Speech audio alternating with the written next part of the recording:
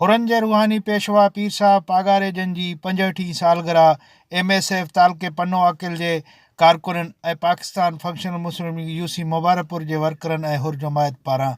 Union council office Mubarakpur में मल्हाई वई। तक़रीब में सालगिरह जो केक काटियो वियो। मौजूदा पीर सिंह सरदार जेके दीनी ख़िदमात कयो आहिनि त उहे त असां नथा बयानु करे सघूं, छो त इमामुल आरिफ़ीन हज़रत पीर सिंह रोज़ेदारी खां वठी जेका बि सिलसिलो हलंदो आयो आहे ऐं जेके मौजूदा पीर सिंह सरदार इन सिलसिले खे अॻिते आंदो आहे, जमायत खे जेके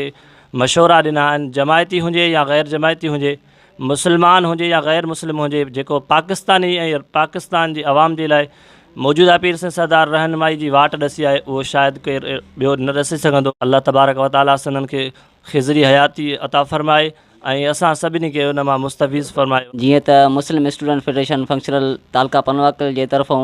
UC मुबारकपुर में पीर साईं सरदार मौजूदा जी जेका सालगिरह मल्हाई पई वञे, असां दुआ कयूं था अल्लाह ताला खां त असांजे मुर्शिद करीम जी ज़िंदगी में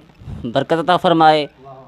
आमीन। ऐं उन खां अलावा जेके बि असांजे मुर्शिद जूं दीनी ख़िदमतूं तोड़े मुल्क लाइ मिलत लाइ कंहिंखां बि गुजूं न आहिनि, तमामु दोस्त जेके असां वटि हिते आया तिन जा शुक्रगुज़ार आहियूं।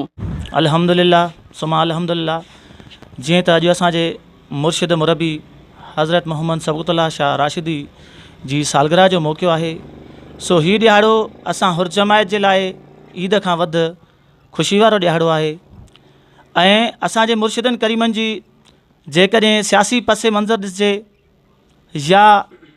उन खां बाद में मज़हबी पस मंज़र ॾिसिजे त अहिड़ो को मिसाल शायदि दुनिया में मिले। असांजे मुर्शिद पागारो हर वक़्तु पाकिस्तान जी फ़ौज जे शाना बशाना बीठा आहिनि ऐं अॻिते बि हूंदा ऐं उनजा हुर जमायत। असां अल्लाह तबारक व तआला खां इहा दुआ घुरूं था शाल रब ताला असांजे मुर्शिदनि खे ख़िज़री हयाती अता फ़रमाए ऐं असां ते हमेशह मुर्शिदनि करीमनि जो सायो ता क़यामत रखे, आमीन। मुर्शिद करीम आला हज़रत पीर साईं सबक़तुल्लाह शाह राशिदी जन जो सालगिरह जो आहे, सभु जमायत खे मुबारकूं ऐं सभु MSF वारनि खे मुबारकूं हुजनि ऐं सभु मुबारकपुर जा जेका तालके पनवा अकिल जा जेका बि वर्कर आहिनि उन्हनि खे असांजी दिलि जी गहरनि सां चऊं था त तमामु बहितरीनु सुठो कमु कनि पिया ऐं अॻिते सुठो कमु हलंदो पियो इंशाअल्लाह ताला, ऐं वॾी कोशिशि पियो करे ऐं जमायत जी ख़िदमत करे पियो, इंशाअल्लाह ताला अॻिते बि कंदो रहंदो ऐं मुर्शिद करीम हमेशह जे लाइ अल्लाह ताला हुनखे ता क़यामत ताईं कामयाबु कंदो ऐं असांजी दुआ ऐं सभु जमायत जी दुआ। तक़रीब में जमायत ऐं कारकुननि पारां पीर साहब पागारे जी हयाती ऐं सिहत कामिला लाइ ख़ासि दुआऊं घुरियूं वयूं ऐं मुल्क पाकिस्तान लाइ पिणु ऐं पाकिस्तान जी फ़ौज जे लाइ दुआऊं घुरियूं वयूं ऐं तक़रीब में हर तरफ़ भेद पागारा जा नारा गूंजंदा।